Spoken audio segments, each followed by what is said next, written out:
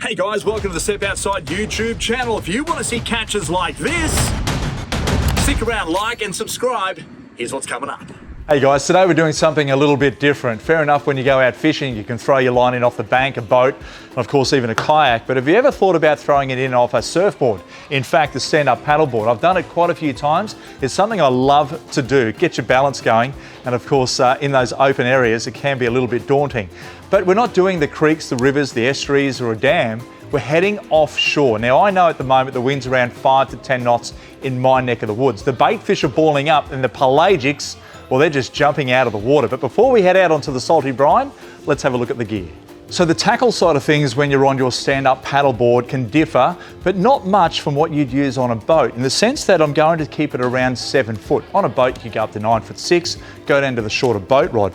But this is the Raider, it's the 4 to 7 kilo, it's a 7 foot model.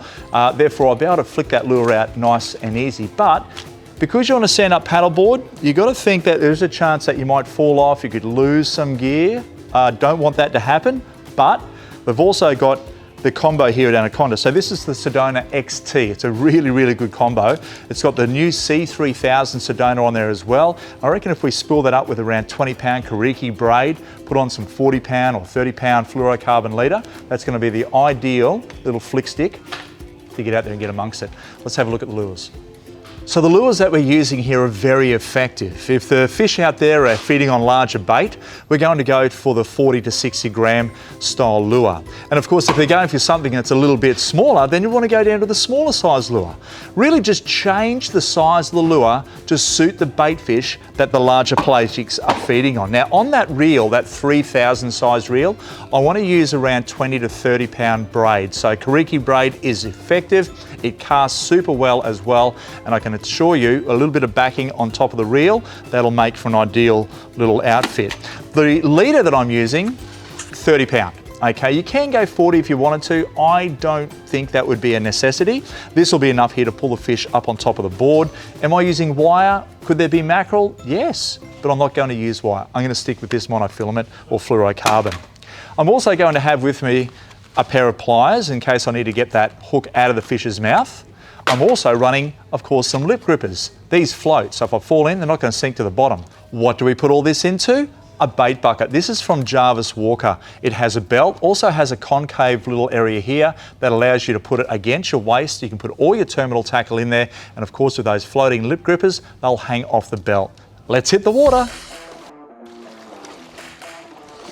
Today we're fishing just behind the break, so we're not venturing out too far here. The swell's not big, but the birds have been working in nice and close, so the bait's been balling up and being smashed around by a few different pelagics.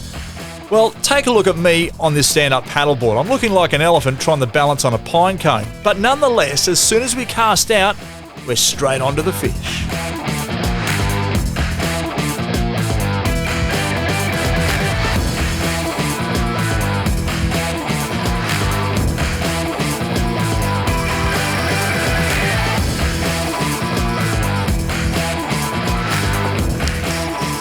So when you hook up, the thing is, on this particular piece of equipment is I don't have any engine except for my paddle, which is down there.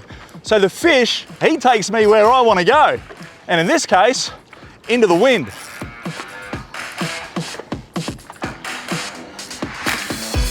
Imagine hooking up to a marlin or anything bigger, like a massive tuna.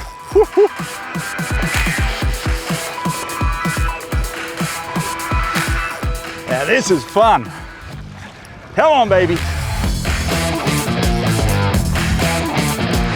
Now, the idea when I get in close to my craft, to this Mambo, I'm going to lift him on board. I'll kneel down and pull him up.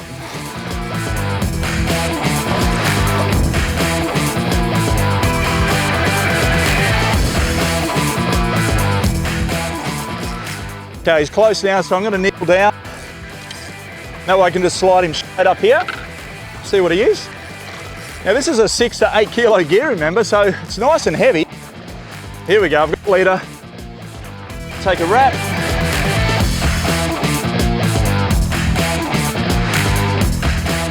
And up he comes. Nice little Mac tuna, look at that one, everyone.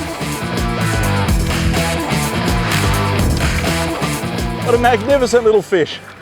It just goes to show you don't need a boat. You don't have to be off the bank, but on a stand-up paddleboard, it just adds that little bit more of excitement when you go and throw a line in. Hell, if I can do it, and I'm about 118 kilos, 6'4", I'm sure you can get the crack as well. Nice little fish.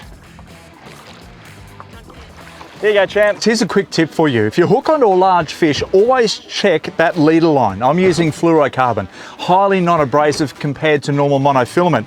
A very good leader to use. In this case, we hooked the marlin, so I'm feeling up there and it's really abrasive. So basically what I need to do is discard this. I'll cut the terminal tackle off and put it away. So even for flathead, things like that, where they get the teeth and they shake their head left to right, it'll put that cut right onto the line. You could lose the next momentous fish.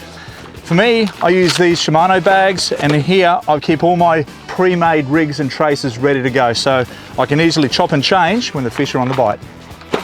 Keep it handy.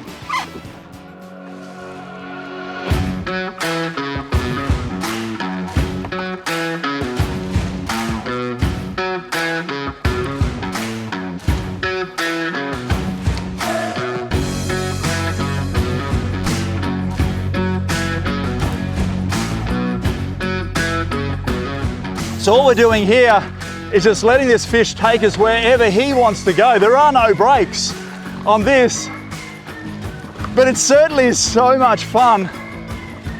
Using your leg muscles, there's a really good tip for you. And never look around. Always try and keep straight on to where you're going. And when you get the fish in close, hop down and bring him close to you. How easy is that?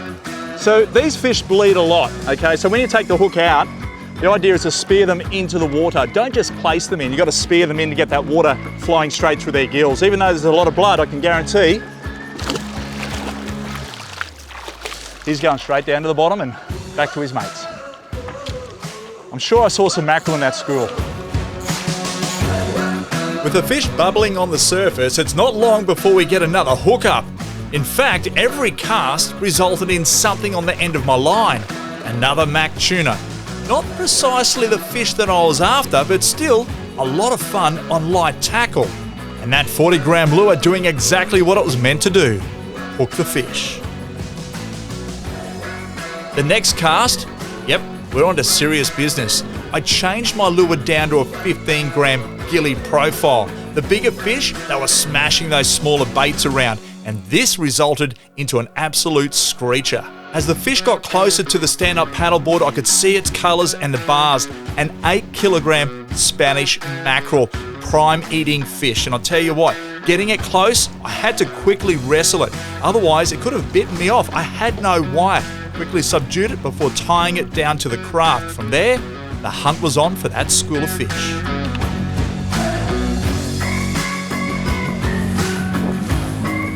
Fortunately for me, the birds had only flown about 100 metres away. The Spanish mackerel are out in numbers. Tides turn, first cast, bang, straight back on. Now the problem is, I'm only using a 15-gram lure, therefore the treble size is rather small, particularly if you're catching big fish like that on my board at the moment. So after a blistering 30-metre run in 10 seconds, well, the fish went to the horizon. My lure, it dangled back in the water. Oh well. You win some and you lose some, but that was a lot of fun, I'll tell you. Got a nice Spanish mackerel, bar mackerel, blue mackerel, whatever you want to call them, but a beautiful fish to take home. Got a couple of Mac tuna. That's my morning done. And I hope I inspired a couple of you guys out there to have a crack at as well. So here, a few tips to get you underway. You'll need a platform that's got plenty of stability. I choose the Mambo 11-foot SUP from Anaconda, of course. Spinning gear, 5 kilo, just in case you hook a bigger fish. A variety of metal slugs. You don't know what size bait fish are out there. Remember, match the hatch. Spread your legs to get the balance. Always face forward, and if you're super confident, toes on the nose and hanging 10. And of course, thanks for watching Step Outside YouTube channel for lots of cooking and fishing action. Like, subscribe, and of course, comment for more catches like this and cooking recipes.